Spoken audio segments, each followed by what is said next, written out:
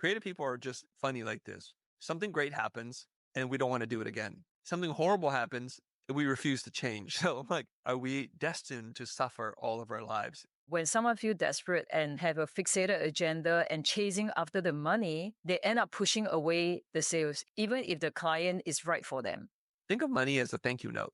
That the more thank you notes you get, the more you know the clients appreciate what you do. And who here does not want to be appreciated? My name is Victoria Dior Wang, and you're listening to The Future. Hey, everybody. This episode's a little bit different because I'm talking to my friend Victoria Dior Wang, somebody I met recently earlier this year, first time in Singapore. And her and her husband, Harrison, put together an amazing event. They said, let's run it back. Let's run it back again, just days after finishing. And so for those of you who are like, you were in Singapore? What? Okay, look, I asked you to come to me, but sometimes I'll come to you. I'll be in your time zone. And so if you're curious about the kinds of things that we talk about, if you're curious about wanting to learn more, I think this episode's for you. So without further ado, I have asked Victoria to kind of come at me with a bunch of questions, especially to highlight some of the belief systems that might persist in that part of the world. And we're going to do our best to break them apart and hopefully answer those questions. So Victoria, for people who don't know who you are, just briefly tell us your story. So my name is Victoria Dior Wang, and I'm the CEO of the Goldzone Group. One of my biggest passion is education, and one of our business is running educational program, and we create immersive learning experiences to help leaders, business owners, as well as professionals to go beyond success and live an extraordinary life. So you can hear from my introduction, that's why we resonate with Chris so much, and we want to bring him to Singapore. Yes. So what's real interesting to me, just for some background context, is people do reach out to me all the time and said, hey, come to our city, come to our country, let's do something together. And most of them are not super credible. Most of them are not built to accommodate me and to be able to do whatever it is I need done. And Victoria, to your credit, and to Harrison, who I didn't know at the time, you put together a plan. There's a spreadsheet. Everything was above board. And you said, we're going to do this super professionally. And to your credit, you did exactly that. You met me at the airport with flowers and a private car. I'm like, wait, I feel like I'm in Hawaii. There's a vacation here. And this feels a little bit different. And from the beginning to the end, it was first class all the way. And so you do things differently in Singapore. That's for sure. And I think I didn't have a whole lot of expectations coming in, but leaving, I was like, this is a pretty cool place in the world. Quite unique in that there's like a highest earning per capita, oftentimes number 1, 2, or 3 in the world in terms of education. I'm passionate about education, and it's awesome for me to go to a place where people like to learn and to do self-development. This might be my new thing. I don't know. Singapore, let's go. The interesting thing is one of my intention is to create an experience so that you want to come back again and again. I had a good time. Awesome. I think we had a good time, right? We had a great time. Let's kick it off. All What right. are some of the things you want to talk about?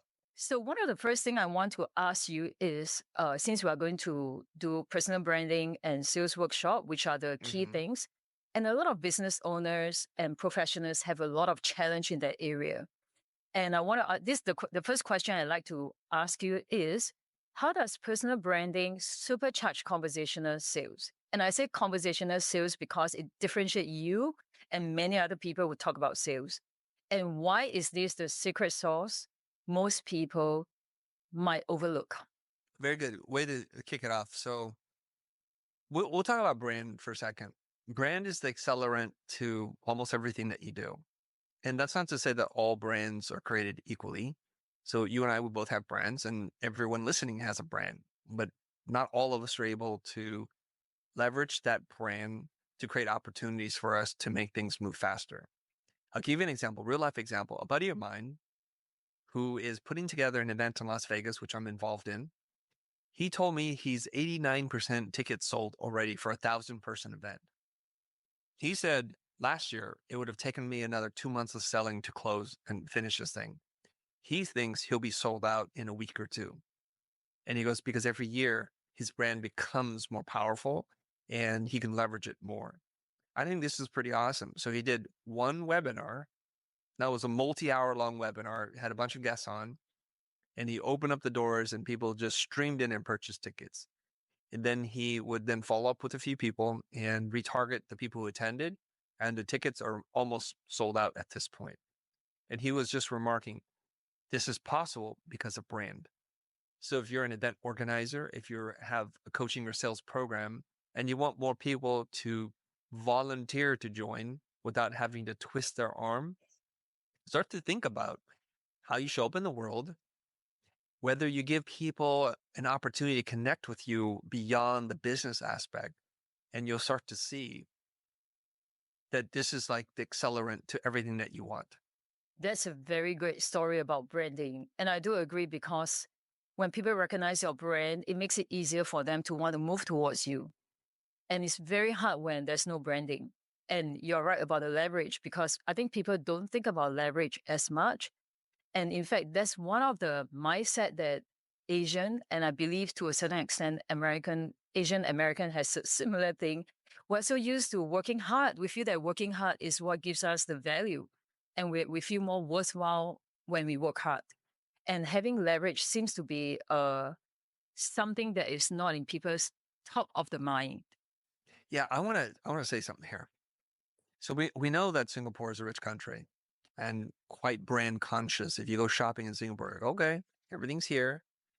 And what is happening here? And this is something I want to talk to the potential local listeners about, which is why are we as Singaporeans, Asian Americans, expats, whatever, so ready to give extra money to Western or European brands over the local alternative? It bothers me a little bit that there aren't as many, not even close by a factor of 100, of Asian brands that have translated into markets outside their local market. We become too compliant, too blend in, too much desire to fit in that we just don't stand out. And we Yeah, become frustrated and we feel like we don't have a voice because, oh, I got to cater to the society, I got to cater to my parents, I got to cater to everyone else except for myself. since you're such a well-traveled person, have you seen somewhere in the world where there's traditional Asian cultures or culture and values that are blended with Western ideas in harmony? Honestly, not much. I would say Okay. probably Asian American is the closest, but still very much indoctrinated with Asian culture, Yes. underlying the driving. I'm talking about what's really driving us beneath the surface. I think I may have an answer to that question, which Okay, is Japan. Japan, all You go right. to Tokyo or Kyoto, you'll see men wear traditional kimonos and suit dress, walking in one of the most modern cities in the world, taking the subway. And I'm like, oh my God. And they're wearing like traditional shoes too, which don't look that comfortable, like those wooden shoes. I'm like, so you're in a metropolitan, like fast moving city and you're bringing traditional values and dress into it. And so Japan is a really great mix of tradition and modernity and That I preserving culture. agree. And they're very good at preserving culture. I don't know if this is true, but in a time when Japan is being modernized, they kicked out all the Westerners and drove out all the missionaries and said, you know what, we need to preserve our culture because we can see it slipping away. And so for a period of time, Japan develops in isolation with some trade with the West, but it's kind of interesting how they're able to hold on to so many Japanese traditions and have done a really good job up until recently about exporting Japanese concepts. If you ask a lot of young people in America, what do you like? Manga, anime, and they'll list all the things they like. Transformers and robots, those are all Japanese concepts, right? Japanese ideas originally. And the most successful comics now follow a very Japanese model of developing storylines that don't take issues, but take years to play out. So I think there's something really beautiful. And it's referenced as soft power, the ability to influence culture. Currently, right now, the country that has the most soft power, I think, is Korea. K-pop, K-drama, everything K.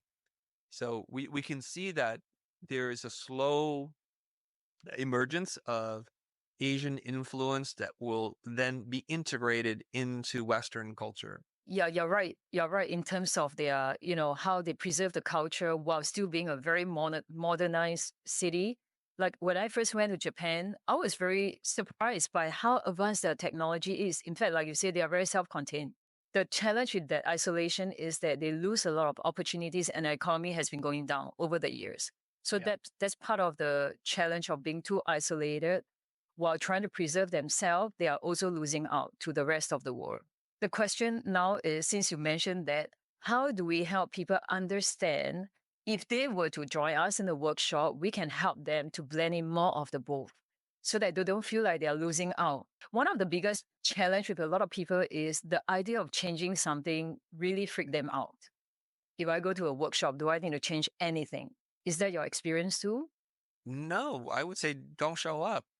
Why go to a workshop and promise yourself you'll learn nothing and change nothing? Why? I mean, we'll take your money, but I wouldn't show up. It's like I saying, I'm going to go agree. watch this new movie, but I'm going to keep my eyes closed. Okay, that's one way to experience it, but why would you do that? When we go and seek out instruction, coaching, mentoring, tutoring, whatever it is that you're seeking out, there's a future state that we think we can achieve. And the only reason why anybody does anything is they're motivated to change. So sales is about change management. So I'm trying to help you go from where you are to where you would like to be. So first and foremost, you have to identify, do I have a need? If you have no need, stay home. Additionally, if clients are electing to pay you a premium, you get no pushback. They'll willingly wait for you to be open and available so that they can have the privilege of paying you the most amount of money. And when you introduce an idea, they're like, yes, I love that. And what else? And you get no pushback on ideas. Well, also stay home, or maybe don't stay home. Start a course, create a conference, and teach people how you've done this because this is amazing. So we say this, right? Creative people are just funny like this. Something great happens and we don't want to do it again. Something horrible happens and we refuse to change. So I'm like, are we destined to suffer all of our lives? And I do want to say this, Victoria. I'm not a sales professional. I've had zero sales training. I've taken zero courses in sales. I've gone to see zero gurus teach me about sales. So I have a little bit, tiny little bit of self-doubt when it comes to, am I the person to teach people sales? I could get customers. I can create content and they're happy to seemingly pay me whatever it is I ask for. What is it that I know? So I'm in Dubai and I'm doing a talk on how to sell less and close more clients. But I'm standing in the lobby of the hotel and this gentleman, older gentleman walks over to me. He goes, Chris, didn't know who you were. Sorry about that. I'm like, you don't need to be sorry. I don't know who you are either. I'm not apologizing. Because I was at your thing. I'm like, oh, okay, cool. He goes, I've been doing sales training for 2 decades. I'm like, oh, here it comes. He's going to say, what you say doesn't work. It won't work here. He says, I learned some new things. And that was good, he said. I share that story with you because I find it really fascinating that people who are so-called quote unquote sales training professional ninja wizards teach sales in a way that I find disagreeable, distasteful, and dishonest. And the reason why a lot of people, especially creative folk, don't like sales is because they've seen so many bad examples that have been taught bad ways of doing it. And they've kind of resigned to say, I don't want to do this. And of course, if something is grossing you out, creating that feeling of ick, and you keep doing it, well, it's not going to turn out well because you're holding on to negative feelings about it. I think part of what gets us jaded is, a lot of the people use very manipulative sales tactic just to get their agenda met. And we are becoming more and more sophisticated, and we can tell. We just can feel it. And most of us don't want to be like that. So we become from jaded to costing ourselves. And that's why your workshop makes such a big difference, in my opinion. And I can honestly say I'm a sales veteran and I know exactly what you mean. I've been in sales and entrepreneurship because in entrepreneurship, you're selling all the time. You're telling people why they should do the job, why they should, whether we like it or not as a leader, even we need to sell people our vision. we need to sell our team our vision so that they feel more engaged with what we are doing and they can be more productive and perform better. And then not to mention, we need to sell to our clients why they should engage with us if there's a fit. But people get so resistant to the word sales. And this is the other part in Asia. I can say that for Singapore, and I believe that's probably applicable to the rest of Asia too. Sales is deemed as, if someone gets a sales job or go into a sales profession, is deemed as a lower end kind of a profession, because you're not a lawyer, you're not a doctor, or you can't get a job. That's why you go to sell something. So there's a lot of, challenge with the word sales and how people look at it. Okay, let's clarify here. If you're an attorney, you're trying to get a client, what are you doing? I believe I that's called know. sales. Yes. If you do cosmetic dentistry and you need to get clients, what are you doing? You need I to believe talk that's to called them. sales. Yes, exactly. If you're a coach and you want to help people be better partners to their spouses or whoever, or their children, what are you doing? I believe that's called sales. So I think sales has a bad rap because there are Yes. so many poor practitioners, poor examples, the Wolf of Wall Street, all these kinds of the Jordan Belforts of the world, kind of like sleazy, cheating people out of their retirement, those kinds of things. And we think sales, we think of used car salesperson, we think of timeshare salespeople, telemarketers bothering us while we're trying to have dinner with our family. Yeah, if that's sales, it deserves all the spit and fire that it's getting. But we're all in the same business, and sales is about influence. Sales is about transference of energy. A friend of mine and an art center professor, his name is Errol Garrison, he said something like this. He believes sales is, I'm excited about something. And my job is to see if you're excited about the same thing.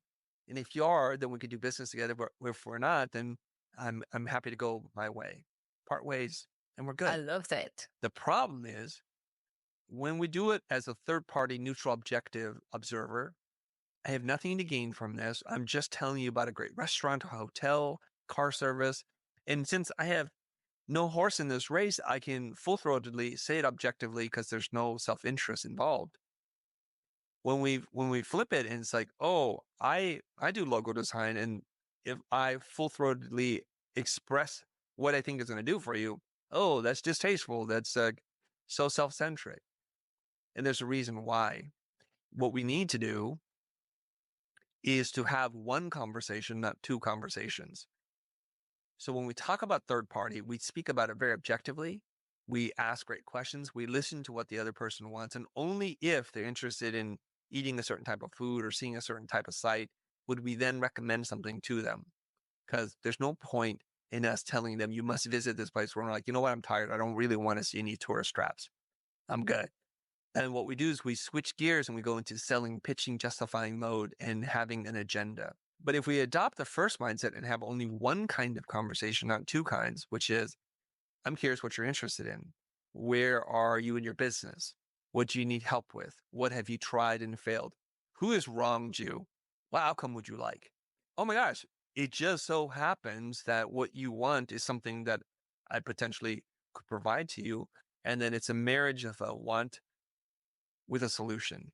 But we never do it this way. And we watch people crash and burn all the time, Victoria. They Yes. go up on stage, they pitch each other, and they're just going back to their old, what's in it for me mindset. And we're trying to break that. We're trying to change that. 100%. Yeah, what's in it for me mindset is what, create a lot of challenges for people. And I thought, a lot of the role play you do in the workshop really makes a difference to bring that awareness up. Like someone from the workshop did a really great carousel and talk about how what he thought about sales was so different. He really shifted the mindset around what's in the way of his sales result before the workshop versus after the workshop. And the what's in it for me, when you feel desperate, that's the worst. That really cost a lot of people when someone feel desperate and and have a fixated agenda and chasing after the money, they end up pushing away the sales, even if there's a right fit, even if the client is right for them. That's right. I want to go back to a question that you brought up earlier about cultural differences, East and West. Now, I was born in Vietnam, but I grew up in America. English is my second language. I know some people are bothered when I say that, but it's literally true. And I struggled for some period in my life pronouncing polysyllabic words, multiple syllable words, because Vietnamese language is single syllable. That's why it sounds so choppy. And I grew up in America as a first generation immigrant refugee. So I still have deep ties and connection to my culture, my original culture, while having the benefit of being raised in America and seeing the kind of Socrates approach to life, exceptionalism, individualism, understanding the ego and what drives me. So I straddle two worlds. I'm not saying I'm the only, but I'm one of the few who can come in and be a daywalker. That's a reference to Blade.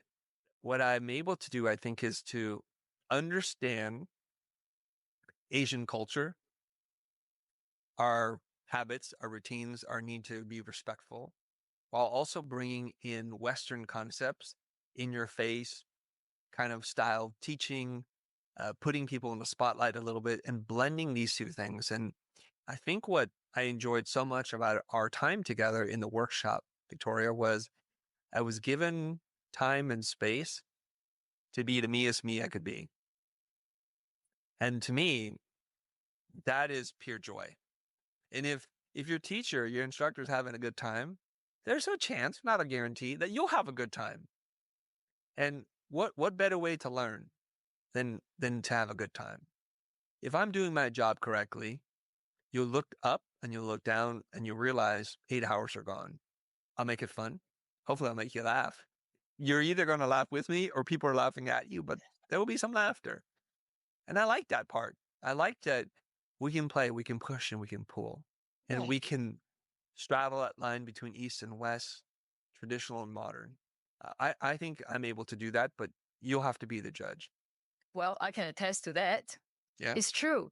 And that's why you have a lot of Asian fans and followers who are really inspired by you to be an Asian. And yes, you're Asian America, but you're still Asian. And to stand out in the world stage is really very hard, very tough for Asian community. And to address one of your question that you, or one of the comment that you made about why are we so why do we put pedestal on Western branding? Yeah. Yeah, I think it's part of what, well, I like to say to my Asian friends that one thing about American is that you guys are really great at marketing. Whether you're confident, I'm talking in general, right? Whether you're confident or not, you can market yourself so well. The opposite is true for Asian. So we are human beings. And I believe from my experience is that we tend to buy into the surface stuff that as long as it's popular, it looks good. If everybody else like it, it must be good, which I don't think is true all the time, but that's how we are. That's our default. We are more geared towards popularity, and anything popular, we listen to it. So we put more attention to it. And the challenge with Asian is that we can do a lot of good work, but we have such a hard time marketing ourselves and promoting ourselves. And that's the part that I feel that we can blend in with more of the Western culture, where by feeling more comfortable in sharing of ourselves and with no shame. So shame is a big cultural problem from Confucius, that we are being shamed into doing a lot of things that the shame end up costing us in other area that where we can excel. But we are human being. We are a whole person. We can't have shame in one area and not have shame in another area. So promoting ourselves is like a big taboo. Would you agree with that? It is. We have a couple thousand years of Confucianism to unpack here. Yeah. So how much time do we have for this podcast and how long is the workshop again? But Okay. here's the cool part. The minute you decide you don't want to do anything or do it the same way before, it's the minute your life can change. my life has been full of moments like that where the road or my lifeline branches, like that sacred timeline in the multiverse, it branched and I chose the branch that was most optimal for me. So can you unpack 2000 years of Confucianism in a day? And the answer is, it depends. And you're like, what does it depend on? Well, it depends on that person that you see every day, twice a day. The person who looks back at you in the mirror. It depends on you. You know, I wanted to say that more people need to go through the same process as you, because it is through that process that we ask ourselves those questions. Do I want my future to look the same? No. And the people who say no are the people who will take action. On the other hand, the people who give up are the people who just don't do anything. There's a scene in Good Will Hunting. So when Robin Williams says to Matt Damon's character, it's not your fault. He goes, I know. It's not your fault. I know. It's not your fault. I know. It's not your fault. Ethan says, you might have, it's one of those moments with me where I look you in the eye and I'll say, you're enough. And you'll say, I know. You're enough. I know. You're enough. So I jokingly say, I know everybody's about creating safe space. I create unsafe space because in the unsafe space, there's friction, there's tension. And I don't know another way to make a diamond. Diamonds are made under a lot of pressure and heat. I agree. It takes tension and pressure to change. And can I say, just from my point of view, even though you say Yes. it takes unsafe space, but what you are doing is actually very safe. The reason why it's safe is because it might the feeling might be, oh no, I'm gonna go through this, or Chris is gonna roast me, which is, we people like to your followers like to joke about that. They love it, by the way. They love the fact that you roast them. So it's not a negative anyway. And they also know that because of what you do, because of how you do it, they get to transform. And it is through the tension that people transform. Nothing happens if there's no tension. Too comfortable. That's why learning online has a problem. They are too comfortable. They are just listening passively. There's no real change because there's no tension. No one challenged them. And in my experience, my biggest transformation come when someone challenged me, because it breaks me out of I call it, it's like a zombie mode where I keep doing the same thing. And I thought that I should know I'm doing it right. Why is it not happening? Why am I not getting the result I'm getting?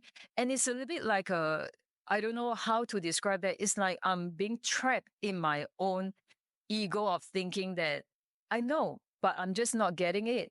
And I can't change it until someone come and challenge me. And it's like a wake up call for me. And I feel that that's what you do with people that that scramble them so that they are not in their default mode. It's our default mode that's the problem. And that's why they keep getting the same result. And they can't be challenged online. They can't get it online. I mean, if you can, go get it. There are I'm not people I'm who not I'm not here to prescribe to anybody what's going to work, what's not going to work. I almost think it's better that people go to workshops or try things online with lots of different people so that when they experience something that we bring to the table, they'll have a point of reference. I heard this from somebody. I would like to coach people who've been coached before, not someone who's never gone to see a coach. Because they'll know the difference and they can see it and they can feel it and they'll be able to say, oh, the last coach I talked to didn't say any of this. It wasn't doing any of this. And so I'm kind of a little bit more bought in this moment. Whereas the person who's never been coached, never gone to a workshop, never worked on themselves, never got any kind of training, they're like, oh yeah, this is how everything works. I'm like, let me tell you, it's not true. Harrison said this after the event. It's like, there's no pitch. You know, what people don't understand is people invite you to go to a workshop. And the reason why they want you to go to the workshop is because they have some exclusive mastermind. And then you go to exclusive mastermind, then they have a platinum one-on-one program. And then after that, they have another program. So it seems like they're just designed to extract more and more money from you versus creating more value for you.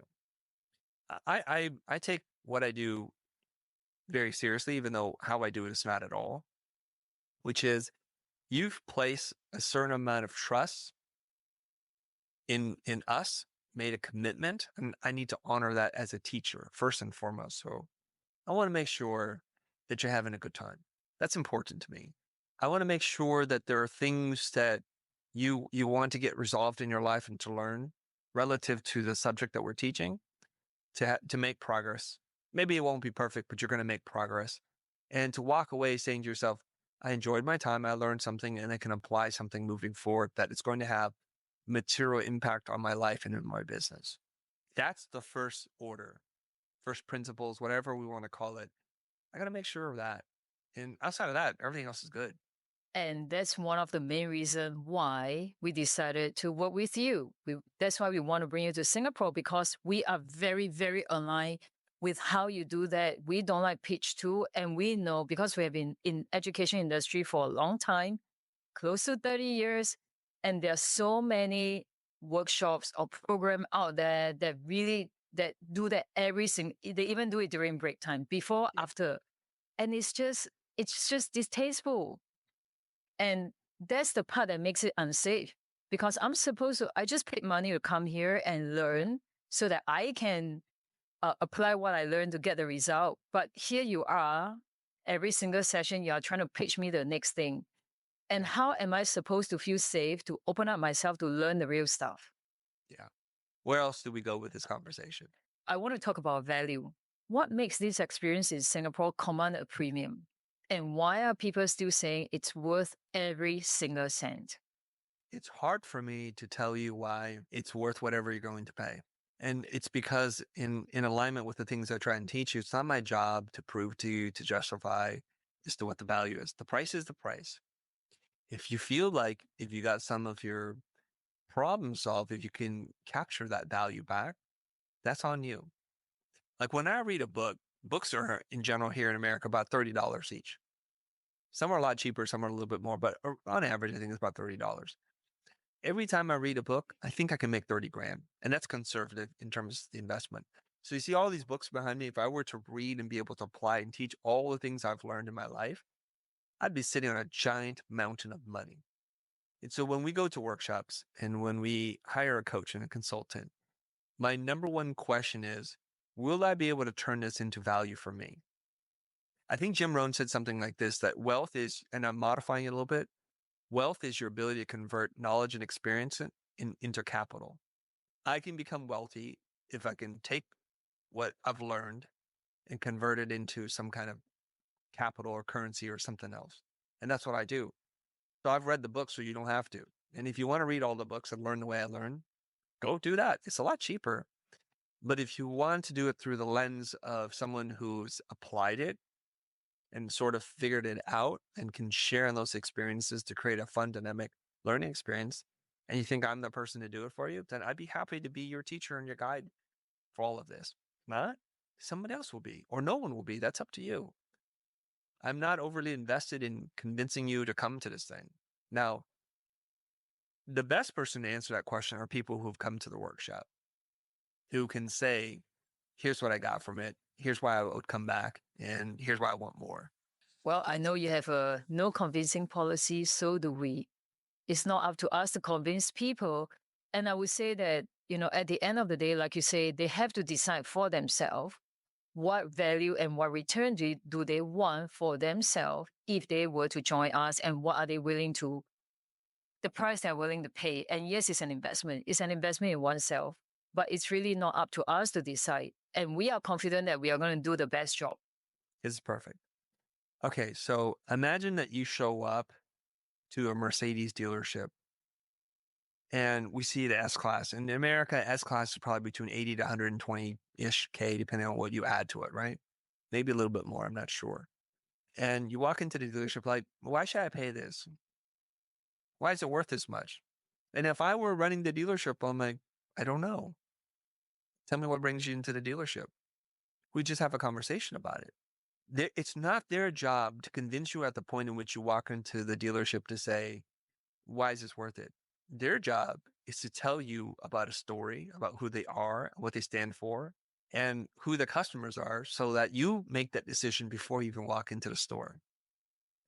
That's called branding, everybody. So why are we teaching branding and sales? Like, what do these two things have to do with each other? Well, everything, friend, because if your brand is really strong, you won't have to sell at all. Okay, I have a question. Let's talk about money. You know how a lot of people, when it comes to talking about money, they feel a little bit awkward Yes? and they feel awkward, uncomfortable. Oh, what do I say? How do I say it? How does this experience help them turn talking about money from something awkward into something natural and not just natural, they feel empowered. I think money for a lot of people in a lot of cultures dirties the conversation.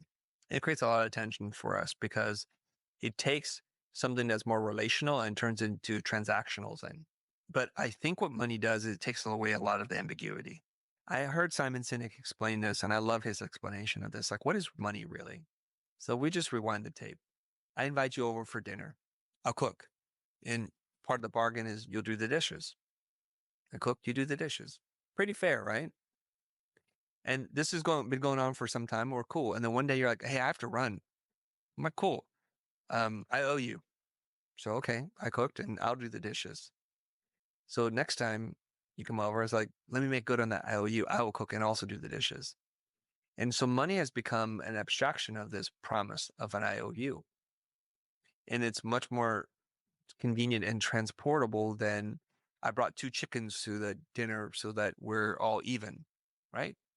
And once we move into this abstraction, we start to get away from the feeling of what is our will that what is the goodwill that we're creating here? What is the promise that are made? So what I do is I give you money because I didn't do the dishes, but you can use that money to then have someone sew clothes for you. And so someone who's not part of the original deal can fulfill that end of the deal. And that's how we move as society. So the problem has been, I think too many of us have negative associations with money. If you think back to your earliest childhood memories around money, there's a good chance that one of your parents handled money in a way that you found to be distasteful. I can speak to this, I think. You correct me if I'm wrong. So I have memories of my mom taking me to the flea market swap meet and her negotiating with other vendors and using certain kind of negotiation practices that I thought were dishonest, distasteful, and somewhat manipulative. Now, my mom's a beautiful human being. She's like a saint. But in Asian culture, that's how we feel like we're getting our money's worth by negotiating and hemming and hawing about price. And it's very much a cultural thing, right? Especially in the Middle East, too. There's this idea that if you pay full price, you're stupid. So as a Westerner, I'm like, no, it's not, I'm not negotiating with you. This is not how we do it. I gave you a fair price, and if you don't like it, you don't have to buy. I didn't artificially jack the price up so that you can negotiate me down to the price in which I wanted to pay. But this happens a lot in the East and the Middle East. So if you're a little child and you see this happening, like, oh, this feels dishonest, it feels gross. Okay, that's the one thing. And money all of a sudden then has certain power. Like if you want to buy a toy or outfit, a dress, something, shoot, I gotta go make money and someone controls the money. I don't have the ability to make money. So we take these two powerful things, the concept of what money can do in terms of liberating us, giving us what we want, and while simultaneously saying the negotiation, the transactional part of money is very, very distasteful and has all kind of tension built in. What we don't know is that when we're little kids, we don't have the ability to process complicated emotional experiences. So we all put it into two categories. One, it was good, or two, it was bad, right? If you see your mom or dad yell at somebody, you're like, ooh, bad, don't want that. Now we're adults. We have the ability to transact. We're carrying around old stories with us. And so I think also, if you're an artist or a creative person, you're like, well, I just want to make art. I want to get back to the IOU system. But instead, we have this monetary transactional system that I just don't like. It feels cheap. It feels like this heart, this soul, this energy I put into the making of this thing is now reduced down to an abstract thing that can be transferred to someone else. doesn't feel right. So I think the first thing we need to do is understand what money is and have a new relationship with it. And I think I heard this from Blair Enns, the writer of The Win Without Pitching Manifesto. He said, think of money as a thank you note. That the more thank you notes you get, the more you know the clients appreciate what you do. And who here does not want to be appreciated? Well, everyone wants to be appreciated. We may not want to charge a lot, but we want to be appreciated a lot. And so I think the bigger the stack of thank you notes, the happier I am. The more I know I found the right client to do the best work of my life for, and that I know that I'm being appreciated. And if you'd like not to be appreciated, charge a few bucks and see what happens. They will tell you. They will not even pay you enough to buy a sandwich. So we have to have a different relationship with money. And what happens with all of us is we feel a lot of tension. And instead of focalizing what we're feeling, we internalize it and it just gets worse and worse inside of us. That negative energy compounds inside of us. And so what a lot of creative people do, even business types, they delay the money conversation to the very, very end. And they awkwardly, because time's running out. Oh yeah, by the way, it might cost this. You can't just blurt that out then. It's super awkward. Really freaking awkward, man. So your inability to talk about money signals to the other person you're not a good business person. And conversely, your comfort in talking about money is a sign of good business acumen. And all I ask everyone to do is to relate it back to an experience in your life. When you walked into a business and you wanted to buy something, but they're really uncomfortable telling you what it costs. No price tags, long process. At some point, you're probably going to punch somebody and you're going to leave. When I go into a store, I want to know exactly how much it costs.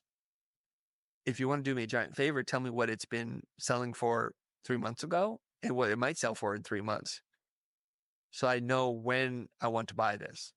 So since you mentioned that, because a lot of the conversational sales that we do, that you help people with, is about pricing and how do you position yourself, how do you charge premium, and I know this is especially for the creative industry, but I think many business owners have a similar challenge. So it applies quite across the board. Like, how do people know whether they are charging the right price and feel great about it? Because that's part of what gets in the way of people asking for the price they want. Am I charging too high, too low, or is it, they feel good about what they are charging? Because if they don't, they know they are doing good work, but they don't necessarily know whether it's the right price or not. Right. Well, we're kind of introducing some concepts here that I want people to be aware of. The process of sales to me leads naturally to a pricing conversation. When you're not good at having the conversation around sales, the pricing conversation is really, really awkward. If you do this correctly, the price will present itself. I don't want to get into value-based pricing because that's a whole nother workshop, a whole nother day. But what I will tell everyone is this, is if you can do a few simple things, let me lay it out for you, okay? Number one, if you could help to determine what a person's desired future state is, like where they'd like to be X days, weeks, months from now, where are they now? What's getting in their way? You've done a lot of good things already. So where are you now in your business? Where would you like to be? What's getting in your way? What have you tried? What has worked? What hasn't? Tell me about that. And you start to understand and unpack all this information with the client. What do you think will solve this problem? A lot of questions, basically. So if you got this solution and it got you this result, it would be worth this amount of money to you? It's a lot of questions. And then you said, yes. Am I missing anything? No. Okay. So if you were presented with a solution that costs a fraction of the value that was created, would you be excited to move forward? And their answer, if you've done this correctly, yes. Well, I have good news for you. May I share some insights? They're like, yes. Well, I notice X, Y, and Z. And instead of doing A, you did B, you would get there twice as fast. Would you like to move forward? They say yes. So the reason why you don't know what is fair is because you don't get to decide what's fair. The person you're selling to decides what is fair. You can decide what's fair for you. So what you want to do is you just want to have a conversation. So all of us say it doesn't have to be complicated. Let's say you sell a $10,000 coaching package. That's a pretty good amount, right? $10,000 coaching package. If you don't have a conversation about the value, the impact that you create, 10,000 is a lot of money. That's like 2.5 Louis Vuitton bags, I think. That's a lot. Or that's a fifth of a down payment towards a 3 or 5 series, not fully loaded. It's a lot of money. And I learned this from my business coach many, many years ago, is value is contextual. Nothing is too expensive or too cheap against nothing. You need context. So the part that most people don't understand is how to structure the conversation around what is the context. They're so focused on the sale and the ask and the pitch that they forget about all of this other stuff. What's the context? And that's all I try to do is I try to teach people how to ask the questions to get the context. And by the end of the conversation, you know it's a good fit or it's a terrible fit, and that's totally okay. One last question, because Okay. this is a very common Asian mindset, especially in Singapore, because you asked me before about Singapore mindset. And since we are going to do the workshop in Singapore, I'm going to address that. You might laugh at me because, in Singapore, fear is one of the predominant emotion that drive everything. Okay. So we have this saying in Chinese that says that in Singapore, we are driven by fear of the government, fear of their wife, fear of losing out, which is FOMO, and fear of death. Everything is fear based. So what would you say to these people when it comes to people being so driven around the fear of what if something goes wrong? Essentially, that's what people are afraid of. I'm going to tackle this maybe 3 or 4 different ways. Again, my former business coach, Kier, he used to work as a lifeguard. And he said, by the poolside, his job is to make sure kids don't drown. He goes, it's the weirdest thing he's ever seen. Kids in the pool, on the deep end, starts to panic, fears his death is imminent. He says, it's really weird. All they have to do is reach out and grab the coping of the pool. But you know what they do? They swim to the far side. And of course they're going to drown. So then he has to jump in and pull their butts out. So he goes, when we're panicked, when we're operating in a place out of scarcity, when we're nervous about what other people are thinking, we're not making great decisions. We're swimming to the wrong side of the pool. We will drown. And your business will drown. Figuratively, I think. What if this happens? I like what if questions, but most of the what if questions are pointed in the wrong direction. What if this doesn't work out? What if this is a waste of time or money? What if a client says no? What if they have a better option? That's all pointed in one direction, the negative direction. Let's take that same thinking, let's orient ourselves 180 degrees. What if this is a bargain? What if they've been dying to work with me? What if they had so many bad experiences that this is going to be a relief for them? What if this solution allows them to really focus on their business and grow it to a level in which they've never seen before? What if they let me drive the entire engagement? What if they refer me to all their rich friends? What if this becomes the point in my business history that is the beginning of something amazing? What if in a year from now, we're celebrated for the incredible work we've done and are standing on stage accepting a Lifetime Achievement Award? What if we're on the cover of a prominent business or social magazine? What if our account blows up? So I like what if. It's just pointed in the right direction. Why y'all focus on so much negativity? Next one.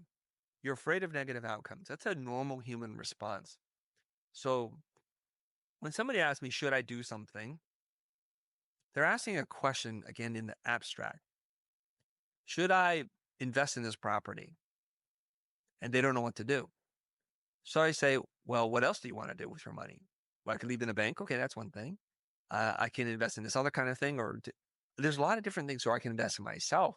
So, well, given all the possible options, what has the highest upside potential with the lowest potential for downside? Act accordingly.